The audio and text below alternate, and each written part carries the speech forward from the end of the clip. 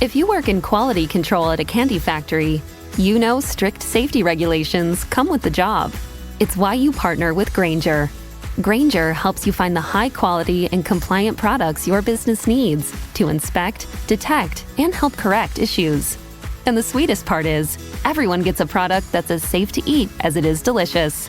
Call 1-800-GRAINGER, click Grainger.com, or just stop by. Grainger, for the ones who get it done. Welcome to the Scene Snob interviews with your host, Mick Manhattan. Please like and subscribe to our channel and follow us at the Scene Snob. What's going on, everybody? Welcome to the Scene Snob interviews, and I'm joined today by a very special guest I'm very excited to talk to, all the way from Melbourne, Australia, Mr. David Black. He is the producer, he's the writer, he's the star of the new movie, Toxic Alien Zombie Babes from Outer Space. I'm very excited to talk to you about this movie. It is catching a lot of buzz, and I've been keeping up with it, and it's so exciting. How you doing today, David? Oh, fantastic. And how are you doing? I'm doing great, man. I'm doing great. Thank you so much for being on the show. Oh, thanks for having me on.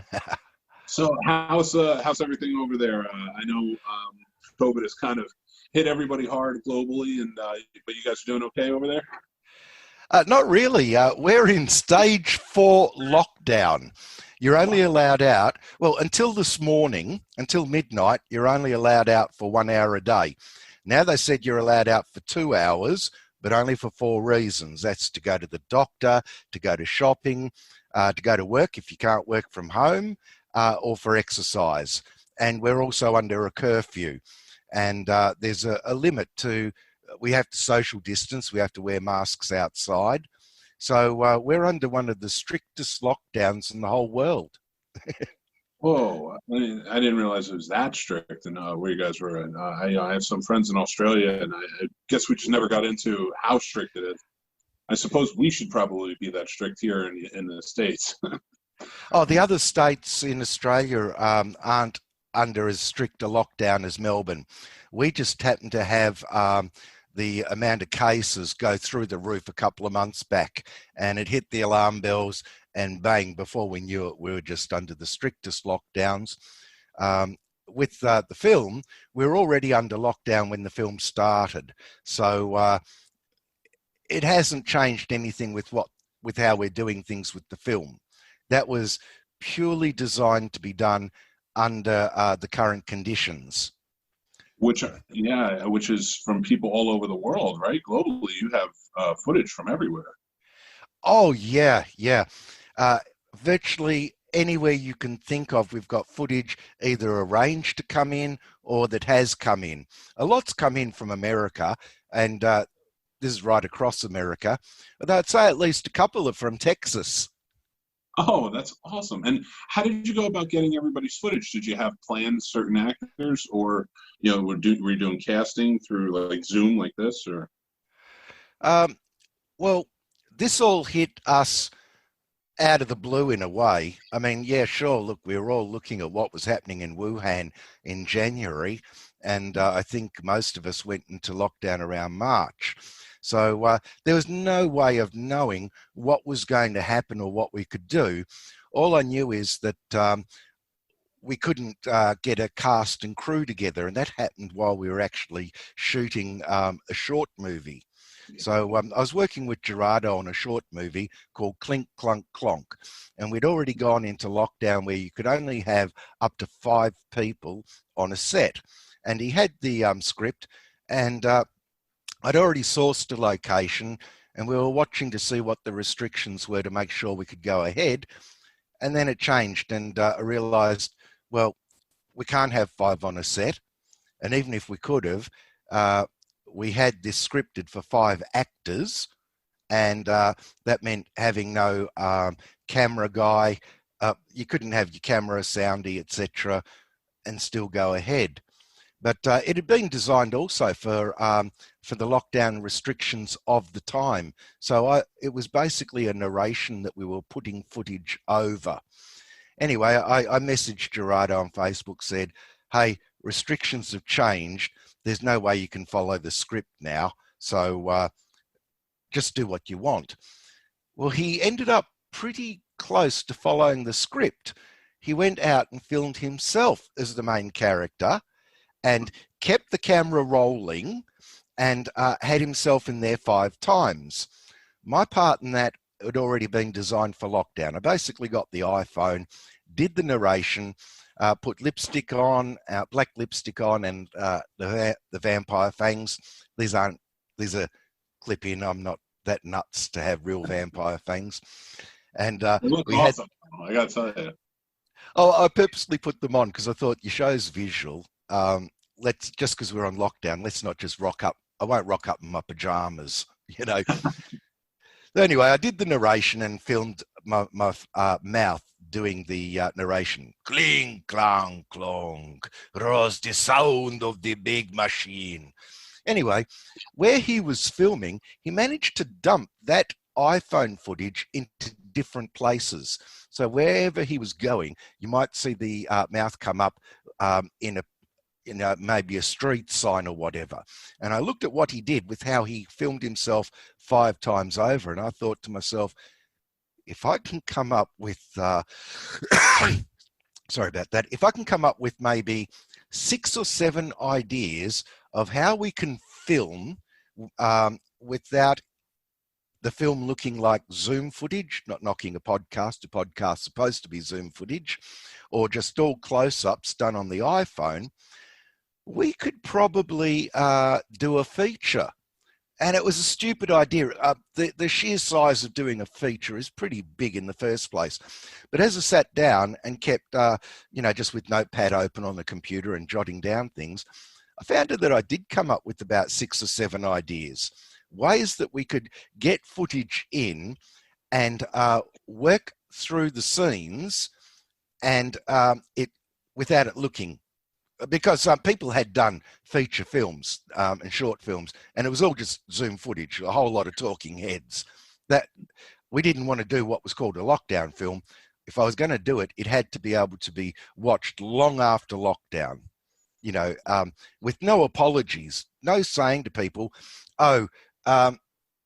please forgive us that it looks like this, but we did it under lockdown. No apologies. It has to be a feature that will stand on its own. And I discussed it with Gerardo, and I couldn't believe it. He said, yeah. So I think we started this at the very beginning of July. The 2 of us have been working around the clock since putting this together. And we're in territory that no one's gone in before. And if it wasn't for the lockdown, I don't think so many of the actors and people we've got in it would be so open-minded to be listening and saying, I'll give that a try. Yeah. I think if I'd wanted to reach out internationally 1 year ago and had messaged an actor overseas and said, I'd like you in my film.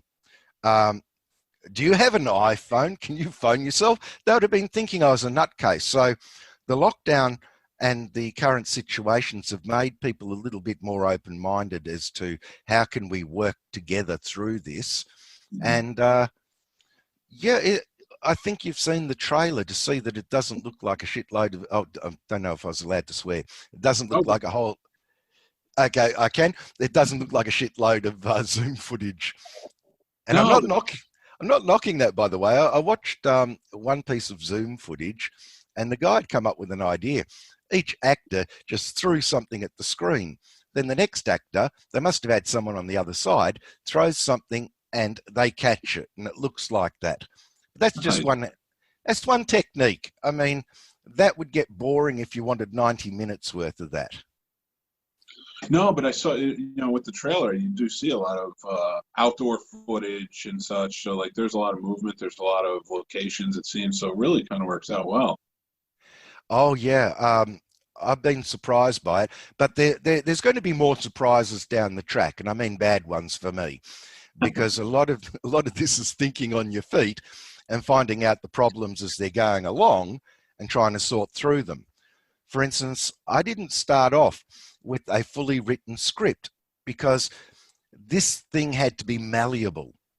If someone didn't come through with their footage and an important part of the script wasn't done, the whole movie would fall through. So what I did was I had the basic idea. I divided it into 14 parts. So for Toxic Alien Zombie Babes from Outer Space, I said, right, this is going to be 14 sections. What is the progression? You know, how are things going to build? How are things going to end? So it's divided into 14 days of the alien invasion. So being able to say, right, there's a main section in each part means that I then only have to trust 14 people, not 90. Yeah. So that works out well. And now, I want to the concepts. So I've read that it's like an homage to the B movies of the 50s and 60s, like those cult horror movies of the 50s and 60s. And the trailer very much looks like that, which is awesome. Yeah. And I love that. So for you, where did the concept come from? Is this something you always wanted to touch down on, or like a genre that you've always wanted to work on, or? Well, I was working a lot with short films before that we were trying to do each one of a different genre anyway.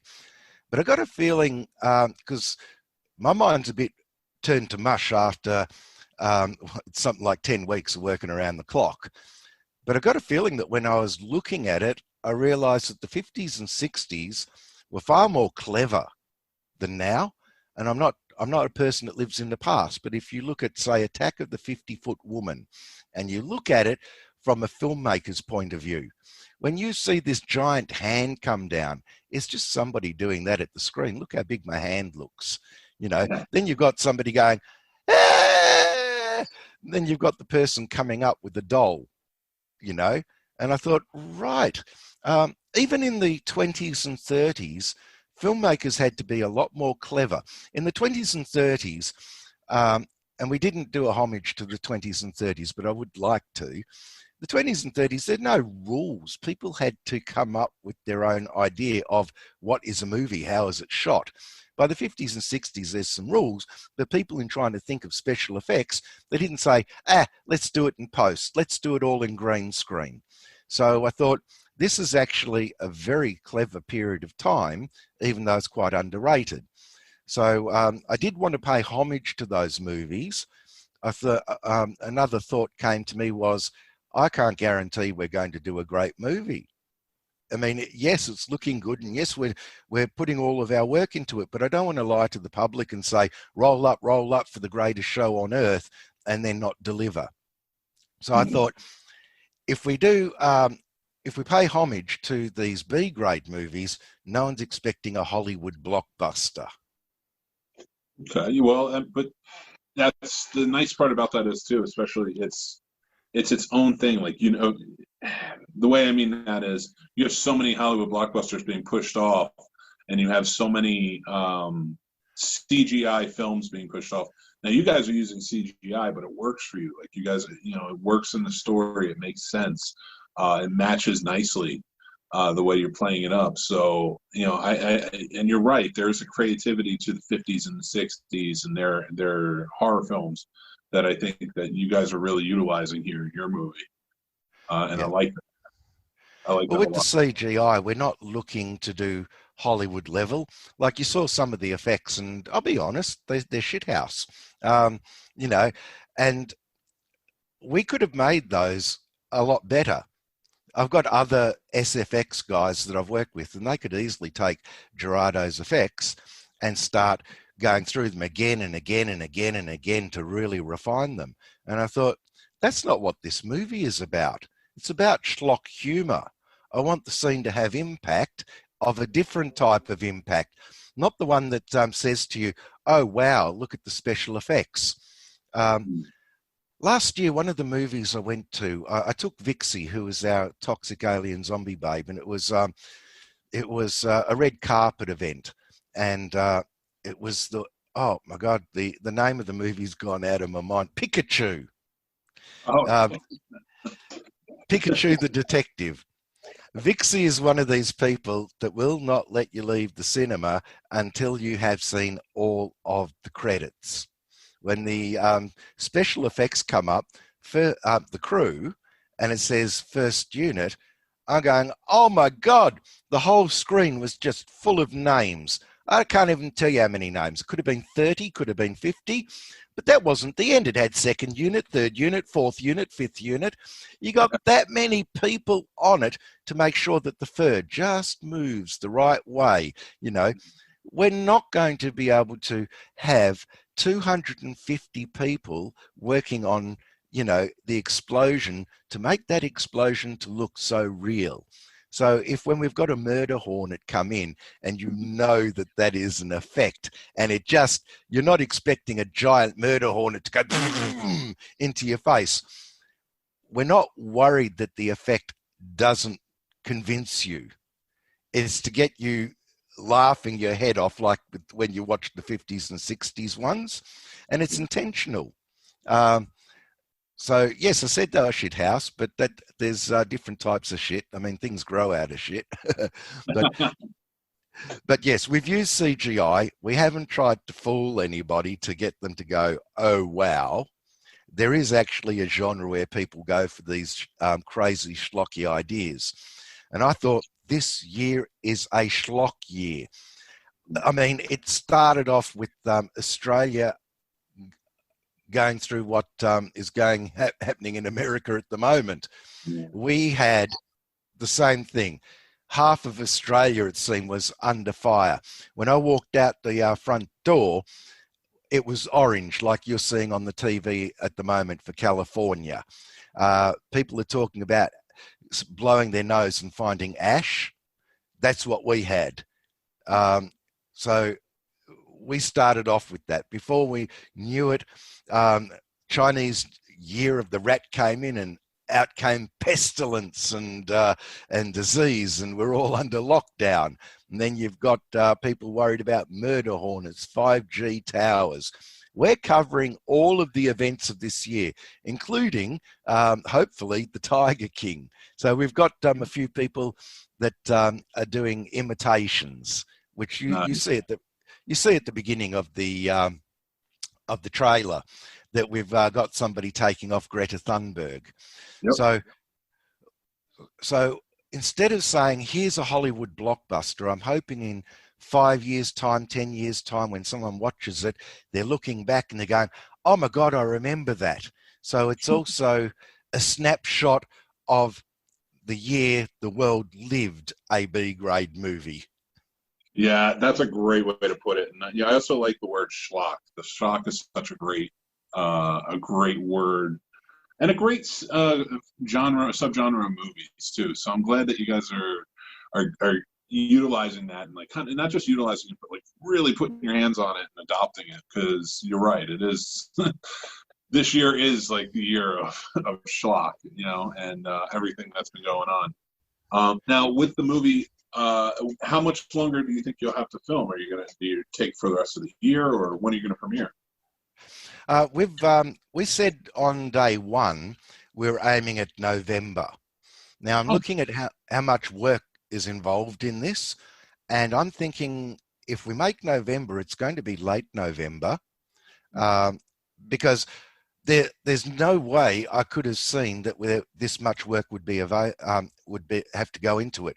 See, I've got another feature movie that hasn't been released called Badass Bunyip. It's another schlock one, and we were just about to reshoot a few scenes over the Easter long weekend.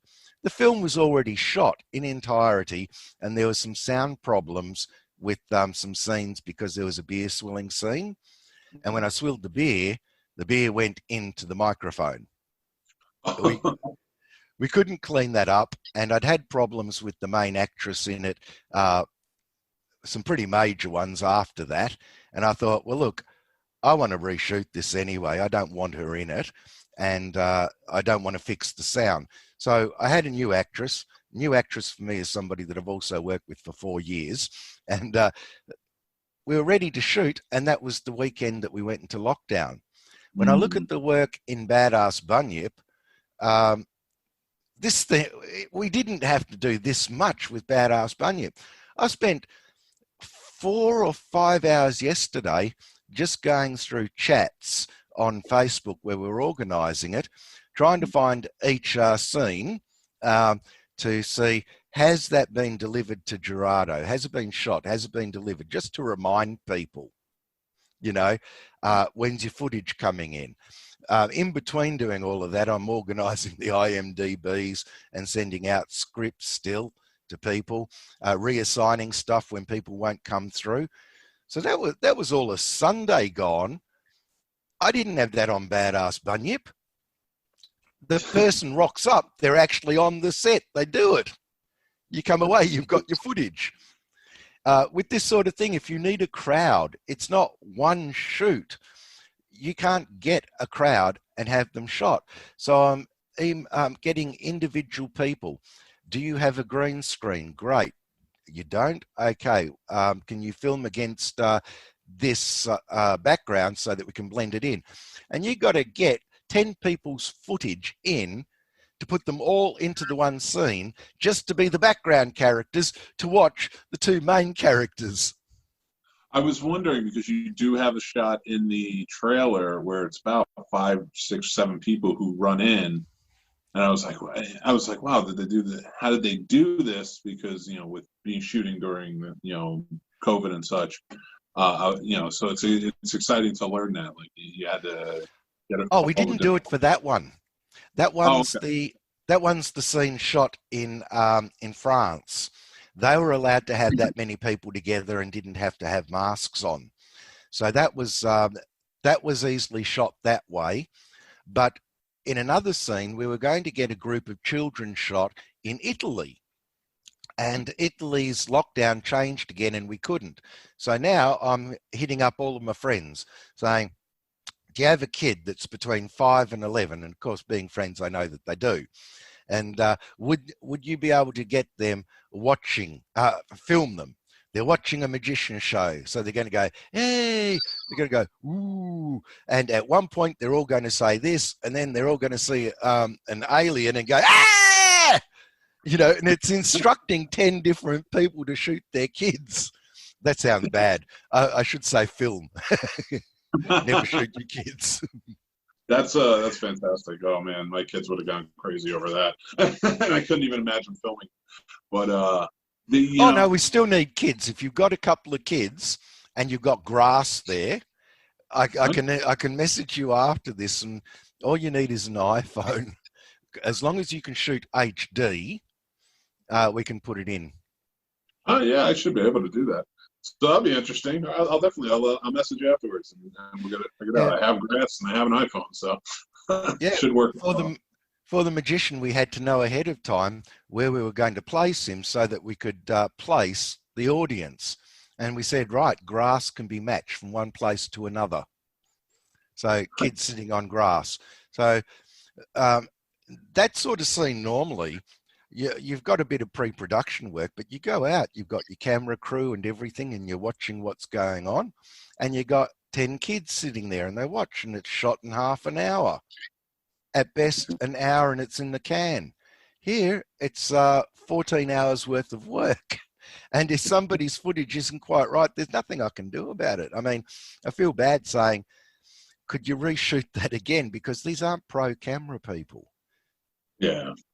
No, I get it. The French footage was a pro camera team. But so this is, I was going to say, this is like, on a huge scale, very much a producer's movie, because you have to take all of these aspects, reach out to all of these people from all around the world, and fit it all together. Like direction, is a lot, but man, that's a lot for a producer to have to take on, and I applaud you for that. That's great. Oh, Gerardo's got a lot of work too. He has to instruct. Oh, yeah. I watched this morning just before I came on here. Obviously, Gerardo had just gotten up in the morning and he's answering the messages that I was sending out till 3 a.m. And he's got some very long instructions on the shot lists of what he wants to do. He has to think those things out. Now, I can't interfere with that. For one, as a producer, you don't interfere with your director too much. But if I say one word in there, I'll confuse the other person, or I might contradict. Because Gerardo's got to take that and edit it all together, and he's editing it. So just as I'm working around the clock, he's working around the clock too. So yeah, there's nobody here with an easy ride in it. No, it's such fantastic that you're able to do this though, and do it on such an epic scale. Um, Oh, you know, I've lost my temper with one person. oh yeah, Well, you wouldn't know that a person's losing their temper because it's just type on a screen. But I'm the first person that deals with most people. So I'm vetting out the people that aren't going to come through, right? And I've got this one actor that just will not stop asking questions that have nothing to do with anything. And every time I say, please, can you stop? They start again. And then they start again. I've had that in real life many times too, but I lost it with this one and just wrote straight into the chat, footage cut. I don't want this person in there. They're going to be a troublemaker. Now, Gerardo will actually be probably doing some of the producer's job if he wants that person's footage and going over and smoothing it over and saying, don't talk to David anymore. Yeah, I can imagine having to deal with that many people. Yeah, that can be a headache sometimes, you know. So well, there can be a crossover of positions where I'll give direction to somebody, but it's not often.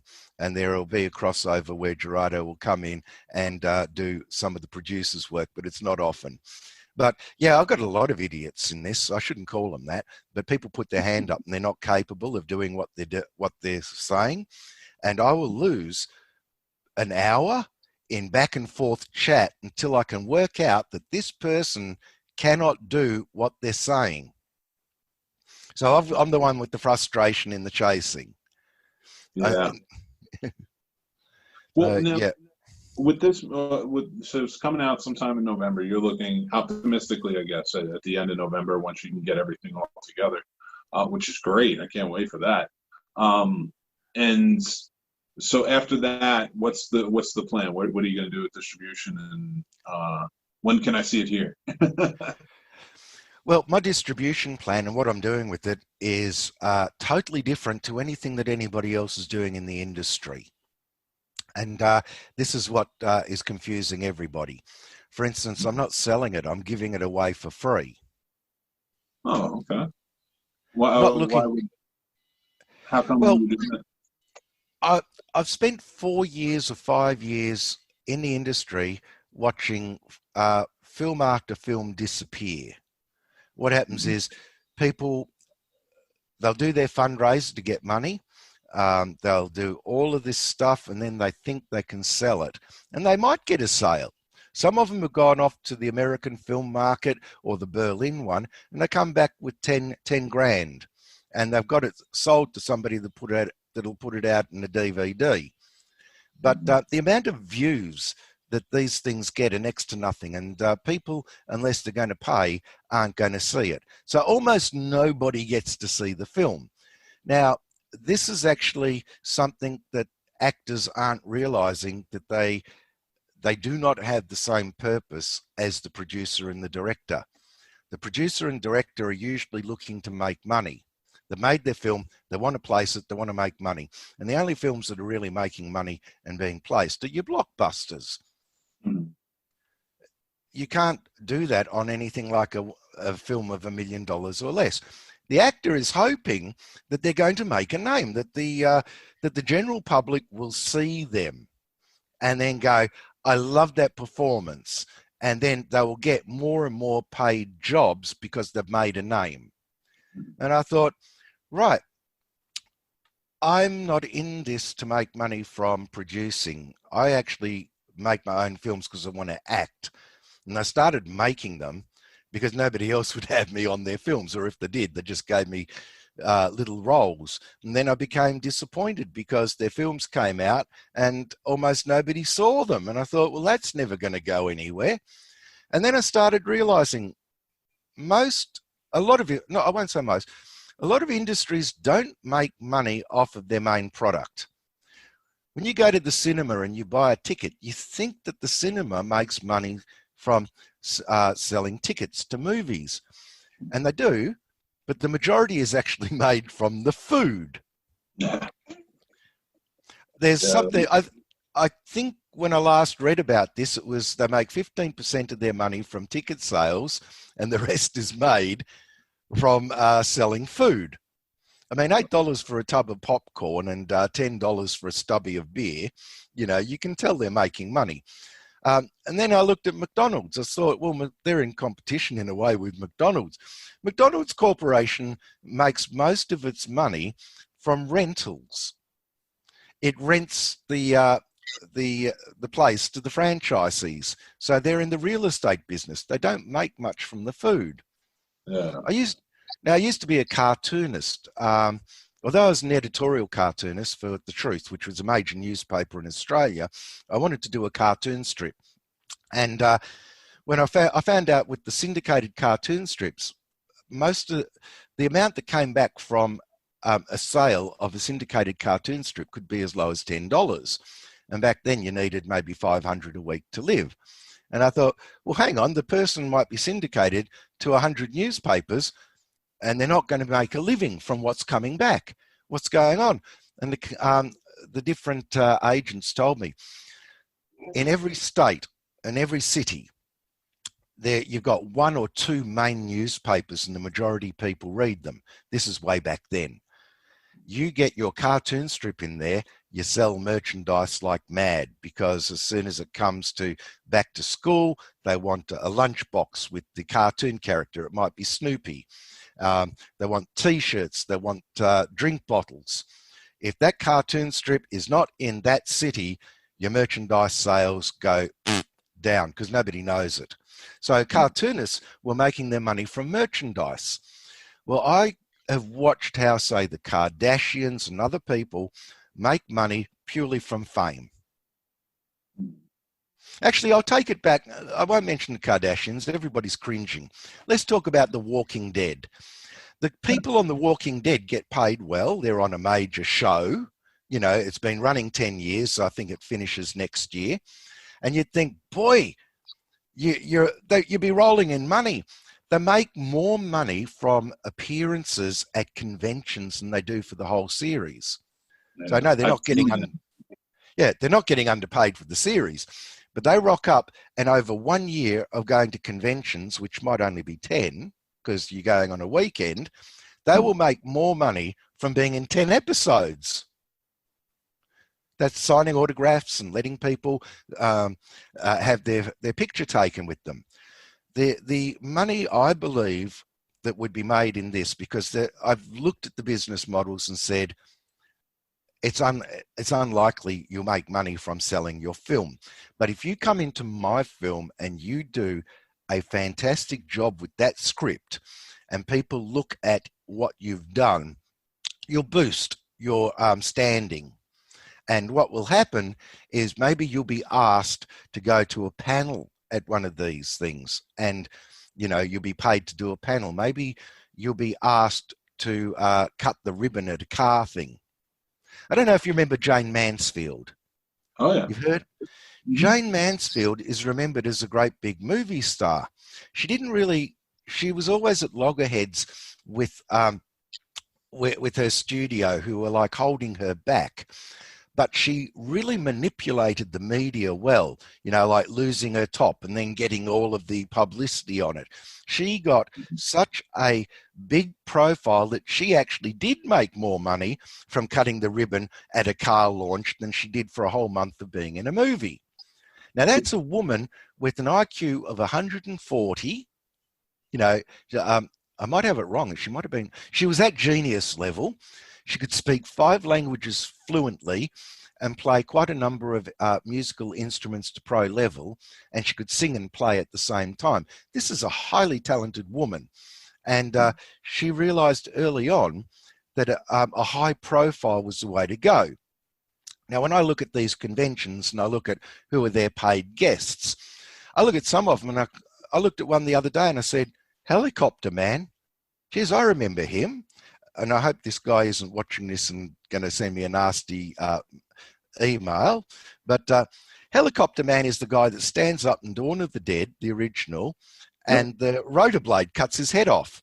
Yep, Jim Crow. Yeah, he goes to conventions. He can actually set up a whole stall, sign autographs, and make money from that. I'm not knocking Jim, but that isn't really amazing at all. The amazing thing is the guy, probably Tom Savini, who made the headpiece, the people that planned it, the people that wrote it, the people, you know, he only had to rock up. But he's not the only one doing that. There's a lot. If you have an iconic scene like Jim did that people remember, that alone could get you a living. Now, I'm aiming at much more than one iconic scene.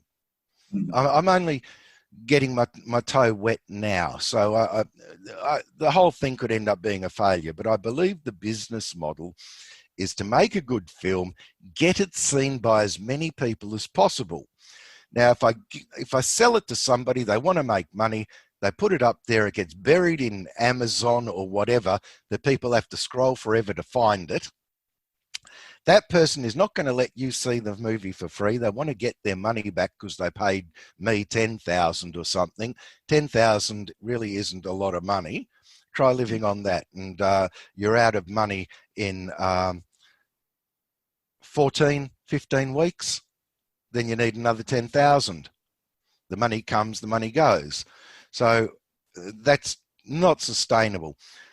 The people that are in those films have done their time, done their dough. That's it. Nobody's going to see their film. Not enough. I mean, just for Melbourne, just for Australia alone, the people that are on TV who are well known, when I look at it, I think, I can't remember how many million people we've got now. It could be about 22 million. TV is supposedly dying, but for a nighttime show, 750,000 viewers within just Australia is how many they're getting on a nightly basis. You're not going to do it with a DVD where 1,000 were printed up and put into Walmart and 250 were sold. 250 people then saw the movie. Mm. The producer might have gotten $1,000 or 10 grand in his pocket, but as the actor, you didn't get seen. You got seen by 250. My distribution plan is get it everywhere. Make sure that everybody that has donated their time is going to be seen. People are going to see them and say, oh my God, that's the guy that was the magician in that film. Now, maybe that magician will be able to say when he's advertising to do shows, as seen in Toxic Alien Zombie Babes from Outer Space. Maybe that is the very thing that gets him the gig ahead of the other 10 magicians that applied. And maybe that helps him get to the point where he can actually go out and it's advertised that he is doing a magic show at such and such a place, and he can sell the place out. Mm-hmm. I don't want to rip him off of that because I wanted $1,000. Yeah. So you're getting ready. So yeah. So where are you taking it? Where's how do you get it in everybody's eye line? You know, what's your plan there? If you let me ask him. That I don't know. Basically, most of the cinemas get their movies because they've come from distribution companies. Mm-hmm. And so there's a whole chain of people making money. If I don't sell it and they don't have it exclusive, there's no chain of making money. I have approached in Melbourne a whole lot of cinemas. I sent off emails, probably spent 2 days just emailing and got no replies, which possibly is because the cinemas are all shut. Yeah. But I don't think I would have gotten replies anyway. The cinemas are in a strange position, and this lockdown might change that. For instance, the cinemas don't want to, I've spoken to them in the past when they were actually there to try to get my stuff into their cinemas, offering it for free, and was always told, no, you can hire the cinema. You know, they wouldn't put an unrated film on. And they're afraid that this would upset the 5 or so big distribution chains that sell the movies, the ones that do the blockbusters. Well, the cinemas are currently in trouble with those places that do the blockbusters. Some of them have gone straight to VOD and found that they made more money from going to just to video on demand. Some of them have decided, well, your 3-month corridor of being able to show our blockbusters, we're cutting it back to 14 days. The cinemas believe that once it goes onto VOD, fewer people are going to want to go see it at the cinema. I disagree, but I can't prove it. I believe the cinema experience, you got the roaring speakers, you got the whole lot, you got the giant screen. It's not the same as sitting in front of your TV or your computer. But I could be wrong. I'm not the expert. But basically, the cinemas are in trouble with, they don't have a strong position against the big Hollywood blockbusters and those distribution chains. If they want to survive, they now have to rethink things. I got to think, why does somebody want to come to my cinema, watch a movie and pay, $18 for a $10 hamburger and $10 for a $5 beer? Why does somebody want to do that? They have to rethink it, and they are going to have to actually make changes to survive. Now, Melbourne's likely to just follow the USA. Aussies have never been great innovators. They've always looked at what worked in the USA and then copied it. So actually, the USA won't have a problem. There's a hell of a lot of indie cinemas that already show my stuff. So Roxy 14 is a proper cinema. It's only small, like 80 seats, but it's at Roxy Stadium, which is a cinema complex. They've always shown our stuff. Film Scene in Iowa is, I think, a 60-seat cinema. They've always shown our stuff. And the Harrowby Cinema in England has always shown my stuff. So I already know that I've got 5 friends around the world, at least, that will show it. But I want to get it. I'm looking at how a blockbuster comes out and is on 6,000 screens. Yeah. It sounds stupid. That's what I want to do. I want to hit 6,000 screens. Now, I don't know how to do it. Did you ever see, what's that film where you got the alien bugs, Starship Troopers? Yeah. Do you remember that? Uh-huh. Yeah. There's a scene that I love in it. Basically, everybody is holed up in their compound, and they're hoping that the shields will actually hold. And the people are watching the bugs throwing themselves at the fence and dying. And they think the bugs are stupid. But what's actually happening is they're probing until they find the weakness. Yep. That's exactly what I'm doing. That's perfect. I mean, that's a great way to go about it. You find a way in. I get it. And I applaud you for doing it that way. It's innovative. I know the Alamo Draft House here in Winchester, Virginia shows a lot of indie films. So, you might want to check them out. They're in great theater here. I've been chasing them for 2 years so far. No, I was chasing to get my shorts on and getting an answer, just a reply to anything was near impossible. That doesn't mean it'll go on like that forever. But the Alamo Draft House is a perfect example of what I'm talking about, thinking outside the square. Basically, from what I look at and what I see, this is a pub, and the pub decided to turn themselves into a cinema. And we have pubs that have nights on that might be a comedy night on night 1. Night 2 might be an open night for musicians. Night 3 might be a spoken word.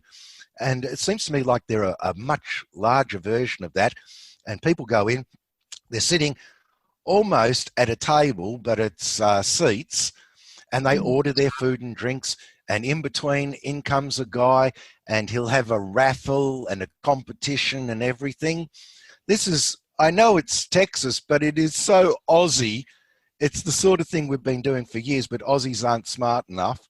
I mean, they've got the big TVs in the pub for sports, but Aussies copy the USA. The Alamo Draft House thought outside the square. It's not just the Alamo. What are they up to? 32 cinemas? Yeah. Yeah, they're a Yeah, chain. I've I'm been in chasing Winchester. them forever and a day.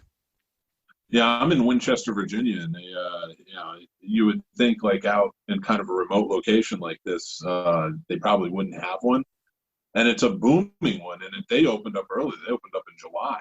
They opened back up in July because they own all their territory as such. So they were able to open back up. And they did it. I think they were the first Alamo to open up, and it was, they did it in a very safe manner. They still handle everything in a very safe manner, and it's been nice, But and like you said, it's kind of they're showing a lot of older films because there's no content. There's some new movies coming out, but a lot of them are getting pushed back. So they've been showing a lot of indie films lately. Yeah. Now I have chased them for a long time because I noticed that they were playing a lot of classics and B-grade movies. I messaged them probably 50 times. I'm not kidding on how much I messaged, and I've done this with everybody. It's not that they're oh so special, but I said to them, my shorts are being shown at theaters that show cult movies, just like the old days where you got the short movies before the main features. Do you want to do this? I'll give them to you for free. Well, I didn't get anywhere because I didn't get answers, and I just messaged everyone over and over again. I messaged people that I knew were friends with people, so I haven't given up on them, and they are an ultimate place because could open on 30 screens. It's just that in a lot of cases, you probably saw all of the media buzz that I've got happening. Yeah. For every blog that has covered what we're doing, I probably messaged 20 or 30 and got one answer. And it's the same with every placing of a film. I probably chased 20 or 30 places to get one success. And that's what the producing and the sales side's all about, is how many times you can cop a slap in the face and come up smiling. That's I really hope that this interview can help with that. I will definitely put on my social media and such, to reach out to you. And, if you have any information that you want me to list, please let me know. And that, because I think you're right. I think, especially with us being so starved for content right now, we need this, and we need fun, and we need and something different. I think that's what you have here. And I'm excited for it. I think with this, it's going to belong to everybody, not just because everybody's sort of donating their time and is in it for free. I could say made by the people for the people, but it's our story. All of us are stuck with some restriction, whether it's having to put a mask on just to go outside or not being allowed to go outside like I am at the moment.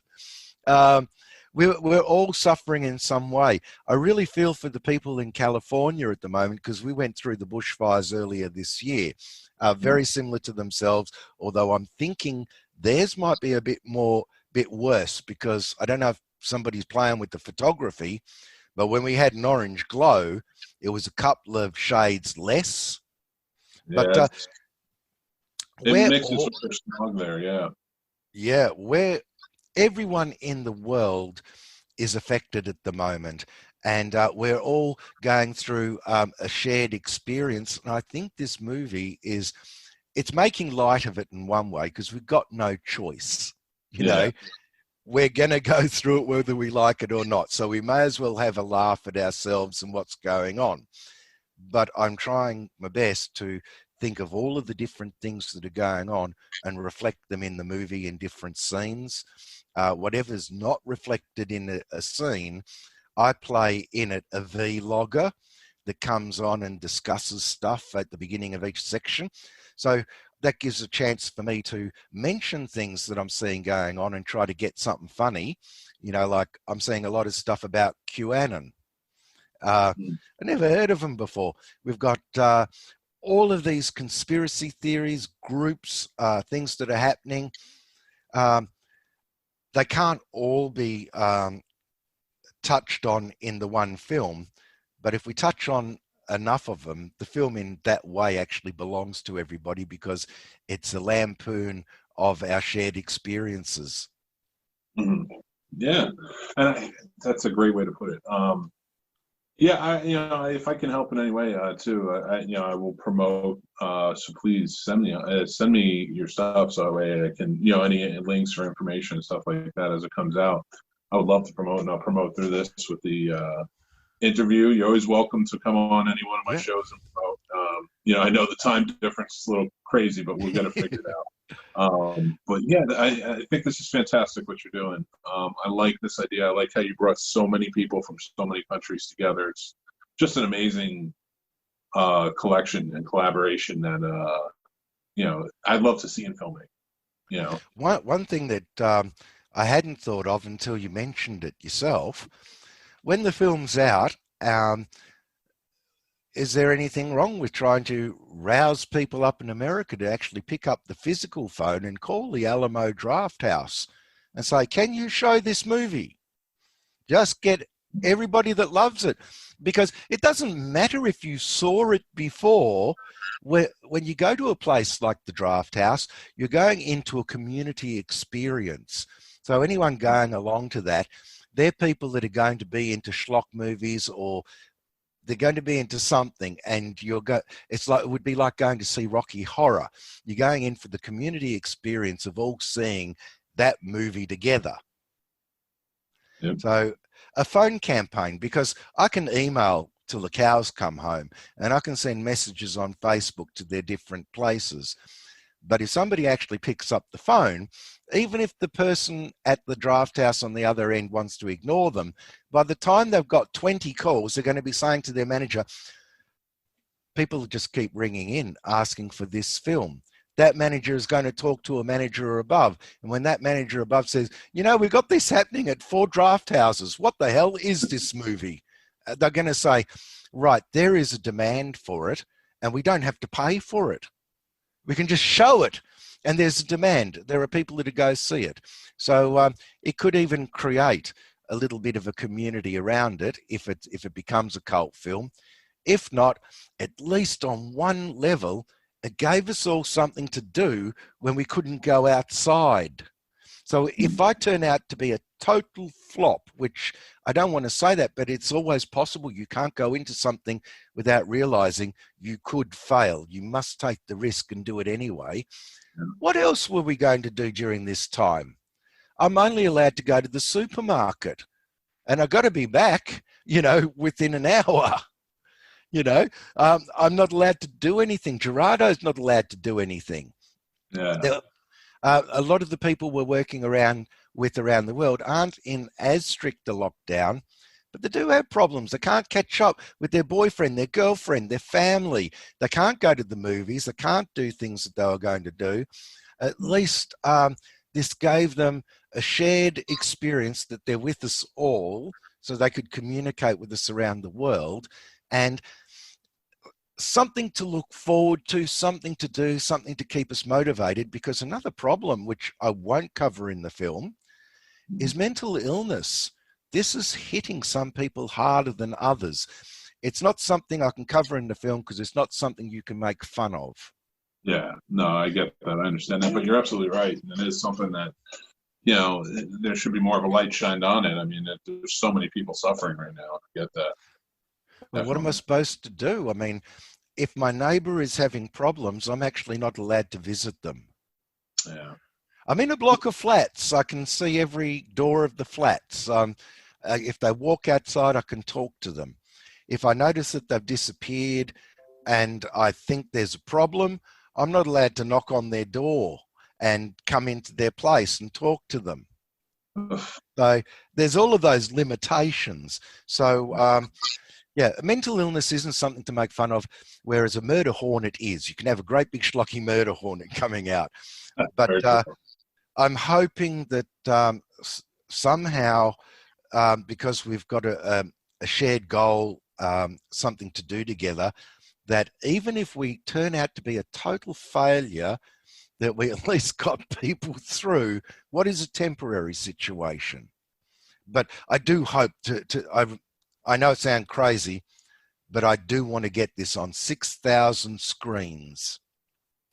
Well, I think that's great, and I think that you should keep going with it. And I'm excited for you, and I'm so like the gears are turning and stuff. So, like I said, here on the Scene Snobs, anytime you want to promote or I'm happy to promote on our social media and such. And I appreciate you coming on today and telling me more about it and your plan. I think it's a great plan, and I want to see you succeed. Thanks. But thank you so much for coming on the show today. I had a great time. I know a lot of friends of mine and I are, big horror fans, and we're especially horror comedy. So we're keeping up with everything. So keep in touch with us too. And once we get a little bit closer and stuff like that, we'll have you back on the show, maybe one of our live shows, and then that way we can, you can talk about it more with the audience right there. For sure. I would love to be back if you want any of the cast on the show to talk to them.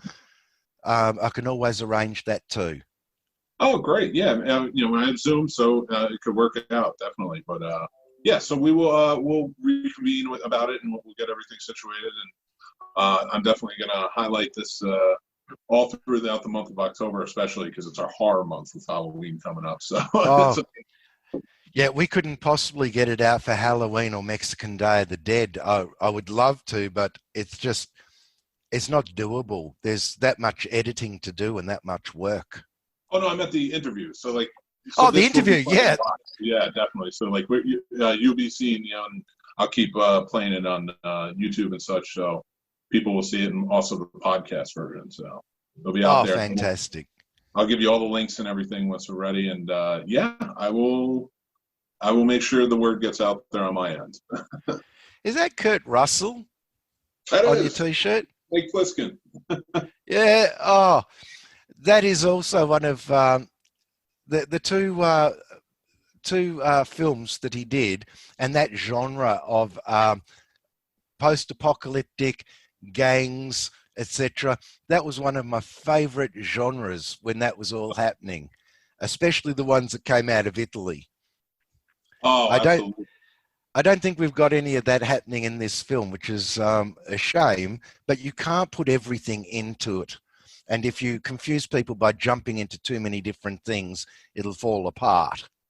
Oh, absolutely. But I mean, hey, you never know. Maybe that'll be the next one. Well, it is. Okay. We had a film that was supposed to shoot maybe February. Actually, even before that, I think it was November. And because I was doing one short film a month, this one kept being put back. There kept being a delay. I eventually got a good cast and crew together that we could do it, but it's the first film that we're going to do when we come back, and it's called Game of Groans.